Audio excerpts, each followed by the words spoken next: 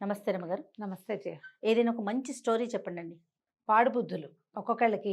ఏంటి రమ్మగారు, నేను మంచి స్టోరీ చెప్పండి అంటే మీరు అదేమిటి పాడు బుద్ధులు చెప్తున్నారు.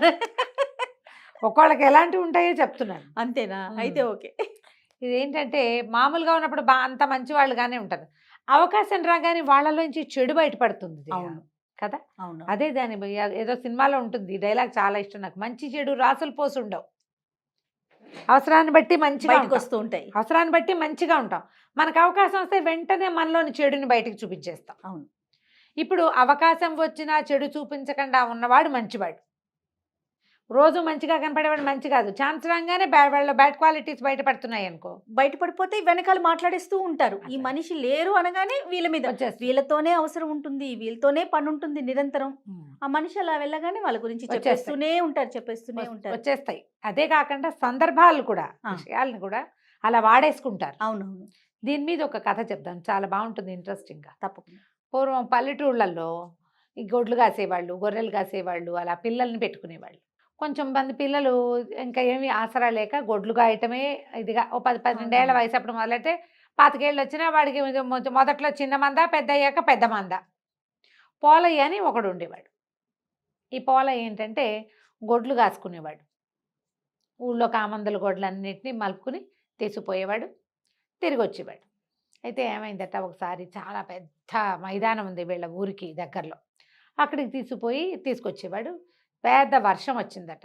అయితే కొంచెం చిన్న గుహ లాంటిది ఉంటే దాని వైపుకి గొడ్లన్నింటినీ తోలేసి, వానలో ఉరుములు పిడుగులు పడుతున్నాయని వీడేం చేశాడు, ఆ గుహ చివరి భాగంలో నిలబడి చూస్తున్నాడు. వాన ఎప్పుడు, ఆ పిడుగులు ఉరుములు ఎప్పుడు తగ్గుతాయో అప్పుడు ఊళ్ళోకి పోదాము అని. పెద్దగా ఎవ్వరూ లేరు.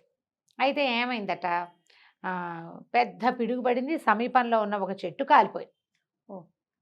సరే అంటుకుంది, మెల్లిగా వాన పడుతుండేసరికి అలా ఆరిపోతాయి చెట్లు, అంటుకుంటాయి భగ్గుమని.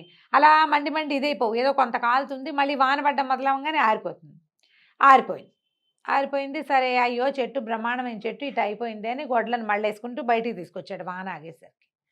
ఏ చెట్టుకి మీదైతే ఆ పిడుగు ఉరుము పడ్డాయో, మెరుపు పడ్డాయో, ఆ చెట్టు కింద ఏదో మెరుస్తూ కనపడింది. అది ఒక నీలం రాయి ఉన్న ఉంగరం. ఎక్కడి నుంచి వచ్చి పడిందో తెలియలే. ఈ వానకే వచ్చి పడి ఉంటుంది అనుకున్నాడు. ఎందుకంటే అంతకుముందు చాలాసార్లు ఆ చెట్టు కింద నుంచున్నాడు వాడు. ఓకే. ఎప్పుడూ కనిపించలే. ఆ పిడుగు పడే చోట ఒక గుంటల్లో పడి ఆ గుంటలో కనపడింది. మరి ఏనాడైనా పాతి పెట్టింది, గుంట పడేసరికి పైకి వచ్చేసిందో ఏమోను. సరే, దాన్ని అటు చూసి ఇటు చూసి చూశాడు, చక్కగా బాగుంది, వేలికి సరిపోయింది. ఉంగరం పెట్టుకుని దాన్ని ఇట్లా అంటున్నాడు. ఊరికే ఒక సరదా వస్తుంది కదా, ఉంగరాలు కదుపుతూ ఉంటారు. తిప్పుతుంటే ఏమైంది, సరే బయలుదేరాడు, గొడ్లన్నీ తోలుతున్నాడు. గొడ్ల పక్కనే వీడు కూడా ఉన్నాడు. ఇది కనపడేసరికల్లా, ఒరే పోలయ్య, ఇప్పటిదాకా లేవు, ఇప్పుడు ఎక్కడి నుంచి వచ్చావురా అని అడుగుతున్నాడు ఎదురుగుండా ఎవడో మనిషి వస్తూ. గొడ్లు వెళ్తేనే ఇతను నడుస్తున్నాడు, ఎదురుగుండా వస్తున్న వాళ్ళకి ఇతను కనపడలా. ఇక్కడేమున్నాను, అప్పటి నుంచి గొడ్డను తోలుకొస్తున్నా కదా, ఇదిగో కర్ణం గారు గేదె అన్నాడు. కనపడలేదురా నువ్వు, ఇప్పుడే కనపడుతున్నావు, ఇందాక నుంచి చూడలేదు అన్నారు. అయితే ఇతను ఈ ఉంగరం తిప్పుతున్నాడు కదా, లోపలికి మళ్ళీ తిప్పేసరికల్లా, పోలిగాడు ఇక్కడే ఉండాలి, మాయమైపోయాడేంట్రా, ఎక్కడా కనపడ్డు, ఏ గొడ్డు కింద దూరాడు అని ఎదురుగుండా ఉన్న వాళ్ళిద్దరూ మాట్లాడుకుంటున్నారు. తన దేని కింద దూరలా. ఇందాక ఏ కరణం గారి గేదె పక్కన నిలబడి ఉన్నాడో ఇప్పటికీ వాడు అక్కడే ఉన్నాడు, అక్కడే నడుస్తున్నాడు. వాళ్ళు తనకు కనపడుతున్నారు, వాళ్ళిద్దరు మనుషులు. ఒకడు ఒక మోతబరి గారి దగ్గర ఉన్న పాలేరు, ఒకడేమో వాళ్ళ బావమరిది. వీళ్ళకి నేను ఎదురుగుండా ఉన్నా, నేను మాయమైపోయాను అనుకుంటున్నారు ఏమిటి అనేది అర్థం కాల. ఏం చేశాడు, అట్నుంచి ఇటు తిరిగొచ్చి గొడ్ల మధ్య నిలబడి ఉంగరాన్ని వెనక్కి తిప్పంగానే వాళ్ళు, ఒరే మన గేదెల మధ్య దూరిపోతున్నాడు రా వీడు అని పక్కపక్క నవ్వారు. భలే దూరేవరా అని. వాడు దూరలా, వాడు నడిచి వచ్చాడు, వీళ్ళకి కనపడలా. వాడికి అప్పుడు ఏమర్థమైంది, ఇప్పుడు కొత్తగా వచ్చిన మార్పేంటి, ఉంగరంలో ఉంది.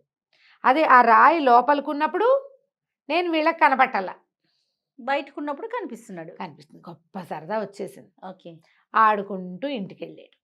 ఒక 23-24 ఏళ్ళు ఉంటాయి. చక్కగా ఇంటికి వెళ్ళాక వాళ్ళ అమ్మ ఏదో అన్నం వండి పెట్టింది.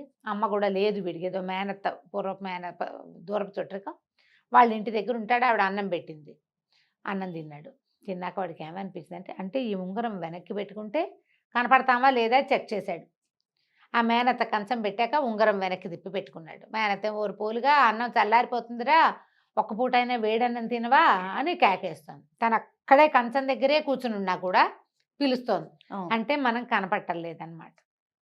ఆవిడ షాక్ చేయకూడదని లేచి దొడ్డిగుమ్మంలోంచి లోపలికి వస్తూ ఉంగరాన్ని వెనక్కి తిప్పుకున్నాడు. కాళ్ళు చేతులు కడుక్కొస్తున్నానులే అన్నాడు. తెలిసింది వీడికి క్లియర్గా. అప్పుడు ఏమనుకున్నాడంటే ఆ ఊళ్ళో ఓ నందయ్య అని ఒక ఆయన ఉన్నాడు. అంతకుముందు వాళ్ళ గొడ్డు తప్పిపోయిందని వీడిని తెగ తిట్టిపోసాడు. ఆ నందయ్య పని పట్టాలనుకున్నాడు. వాళ్ళ ఇంటికి వెళ్ళి వాకిట్లో నిలబడి ఆ నందయ్య బయటకు వస్తే ఉంగరం వెనక్కి తిప్పుకొని చిత కొట్టేశాడు ఆ నందయ్యని. ఖర్చు తీర్చుకున్నాడు అనమాట. ఎవరు కొట్టారో ఎవరికి తెలీదు. దెబ్బలు మాత్రం మోపుగా తగిలినాయి.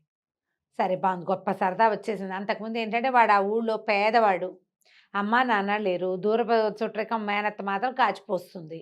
ఆవిడకి ఆ ఇల్లు వాళ్ళ ఇల్లు వాళ్ళకు ఉంది, వాళ్ళ పంచన ఉంటాడు వీడు. ఇల్లు బాకిలు ఏమీ లేవు. అలాంటి ఎవరు లేని పిల్లలకి పిల్లలు మరీ అలుసు ప్రపంచానికి పాపం. అవును, పనులకి దొరుకుతాడు, చదువు సంధ్య లేవు, ఏదో గొడ్లు కాసుకుంటాడు. వీడి వెనకాలండి వీడిని ఆర్చి తీర్చేవాళ్ళు ఎవ్వరూ లేరు. సరే ఏం చేశాడు, ఎప్పటి నుంచో ఒక కోడి కూర తినాలని ఉంది. ఈ పక్కన అవతల దొడ్లో ఉన్నటువంటి నాంచారయ్య దగ్గర కోళ్ళు ఉన్నాయి. ఒక కోడిని తీసుకుని కనపడకుండా ఉండి ఒక కోడిని తీసుకుని పొలంలోకి వెళ్ళి శుభ్రంగా కనపడకుండా ఉంగరం వెనక్కి పెట్టుకుని మనిషి ఎవరు కాలుస్తున్నాడో తెలియకుండా చక్కగా కోడిని కాల్చుకుని తిన్నాడు. భలే సంతోషం వచ్చింది. దొంగతనం ఎంత ఉత్సాహాన్ని ఇస్తుందో, థ్రిల్ కూడా. మనం ఎవరికి కనపట్టలేదు అంటే ఒక థ్రిల్లింగ్గా ఉంటుంది. అవును, దొంగ పని చేసేటప్పుడు ఎవరైనా మనని చూస్తే సిగ్గుపోతుంది, ఏం చేయాలో తెలీదు. దొంగలందరి పరిస్థితి ఇదే, కనపడినప్పుడే చేస్తారు. కనపడేటప్పుడు ఇలాంటి వేధవ పని చేయగలమా? అవును, చేయలేకపోతాం కదా. కానీ వీడికి ఏమనిపించిందంటే ఇవి గొడ్లు కాసుకోవటము, వాళ్ళు వీళ్ళు ఇచ్చే అన్నాలు కూరల మీద ఆశపడ్డము, పావలా 10 పైసలు దాచుకునేందుకు కూడా ఓ అల్మర్ లేదు, బీరువా లేదు, ఎందుకు వచ్చిన బతుకు. హాయిగా ఏం చేద్దామంటే ఇక గొడ్లు తోలటం మానేశాడు. నాకు ఒంట్లో బాగుండేది, నేను తోలని చెప్పేసాడు వాళ్ళకి. ఈ చెరువు దగ్గర కనపడే ఆడవాళ్ళకి చూసి ఉంగరం వెనక్కి తిప్పుకోవటం, వాళ్ళ మెడలోంచి గొలుసు లాగేసుకోవటం. ఇంతే. ఊళ్ళో అందరినీ ఏడిపించుకుతున్నాడు. ఎవరు లాగుతున్నారో తెలీదు, ఎవరో కనపడరు. వీడని ఎవరికీ తెలీదు. ఏ కోడినో ఏ మేకనో వాళ్ళు ఏదైనా వంట చేసి పెట్టుకుంటే వెళ్ళి వాళ్ళ ఇంట్లోకి వెళ్ళి అన్నం తినేసి వచ్చేవాడు కడుపు నిండా. ఎవరింట్లో నుంచైనా మంచి కూర వాసన వస్తే వాళ్ళ ఇంట్లోకి వెళ్ళిపోవటం. వీడికి అవకాశం దొరికింది. మరి వీడు అదృశ్యంగా ఉండే అవకాశం ఉంది, ఆ ఉంగరంలో ఉంది మహత్యం అంతా. హాయిగా కడుపు నిండా తినేసేవాడు, చేతికి అందిన డబ్బులు నగలు వస్తువులు తెచ్చుకునేవాడు, సుఖంగా జీవించడానికి అలవాటు పడ్డాడు. వీడు ఏ పని చేయకపోయినా వీడికి డబ్బులు ఎక్కడి నుంచి వస్తున్నాయి అని వీడిని పట్టించుకునే పరిస్థితి ఎవరికీ లేదు ఆ ఊళ్ళో. చేస్తే పని చేసేవాడు. ఆ మేనత్ ఒకతే, వదిలే నేను తిన్నానంటే ఎవరి దగ్గర పని చేశాడో అన్నం తిని వచ్చాడు అనుకునేది. ఆవిడ దారిన ఆవిడ ఉండేది. సరే కొన్నాళ్ళకి ఏమనిపించింది, రోజు రోజు ఈ కడుపు నింపుకోవటము, రోజుకు డబ్బులు సంపాదించుకోవటం ఏమిటి, ఏకంగా సంపాదించేసుకోవాలి అని పుట్టింది. అప్పుడు ఏమనుకున్నాడు అంటే పక్క ఊళ్ళో రాజుగారు ఇల్లు, చాలా పెద్ద ఇల్లు, కోటలాగా ఉంటుంది, అక్కడికి వెళ్ళి సంపాదించుకొద్దాం అనుకున్నాడు. దాని మీద పడింది. పడి ఒక ఇల్లు వాకిలి ఏర్పరచుకుంటే మనకు కావాల్సిన డబ్బులు సంపాదించుకుంటే సరిపోతుంది ఆలోచించుకున్నాడు. సరే ఏం చేశాడు, ఊళ్ళోకి వెళ్ళి ఈ పల్లెటూరు వదిలిపెట్టేశాడు. అందరికీ చెప్పాడు మేము వెళ్ళిపోతానని. పై ఊళ్ళో ఏదైనా పని చూసుకుంటానంటే ఈ ఫోన్లే బతుకుతాడు అనుకున్నారు. వీడు ఆ ఊరు వెళ్ళి ఓ ధర్మసత్రం దగ్గర ఒక ఇల్లు తీసుకున్నాడు. ఆల్రెడీ వీడికి దగ్గర కొంత డబ్బులు ఉన్నాయి కదా. సరే పగలు రాత్రి తేడా లేకుండా దీంట్లోకి వెళ్ళి ఎక్కడ మన ఖజానా లోపలికి వెళ్ళిపోయి తను కనపడ్డు అంతే. తన చేతిలో బ్యాగ్ ఉంటే బ్యాగ్ నడుస్తున్నట్టు కనిపిస్తుంది, తను కనపడకుండా మాత్రం ఉండగలడు. ఆ వేసుకున్న చొక్కాలు ఎన్ని వరహాలు ఎన్ని వస్తువులు వేసుకురాగలడో అన్ని మాత్రం వేసుకుని బయటకు వచ్చేవాడు. 3 రోజుల్లో అట్టుడికిపోయింది ఊరంతా. రాజుగారి ఖజానాలో నుంచి డబ్బులు మాయమైపోతున్నాయి, నగలు మాయమైపోతున్నాయి. అంతఃపురంలోకి వెళ్తున్నాడు, నగలు వేసుకొచ్చేస్తున్నాడు. 3 రోజుల తర్వాత సరే రాజుగారు కట్టుదిట్టం చేస్తున్నారు, అంతా చాటింపేశారు. ఎవరో దొంగ అదృశ్యంగా వస్తున్నాడు. అందుకని రాజుగారు మొత్తం సరంజామా అంతా కూడా సర్దేస్తున్నారు, ఖజానా అంతా ఖాళీ చేసి సామాన్లన్నీ సర్దేసి దొంగకు అందకుండా చేస్తున్నారు అని టమ్కేశారు. టమ్కేస్తే వీడు పోయి అక్కడ నుంచున్నాడు. ఏం చేస్తున్నారో చూద్దామని రాజుగారు మంత్రి గారు దగ్గరుండి బంగారాలు టింగారాలు అన్నీ ఒక పెద్ద రూమ్లోకి చేరుస్తున్నారు. ఒక పెద్ద పెట్టె కూడా తీసుకొచ్చారు, పెద్ద పెట్టె. ఈ బంగారం టింగారం కాకుండా ప్రత్యేకంగా పెట్టంటే అందులో ఏం వజ్రాలు నవరత్నాలు ఉన్నాయో.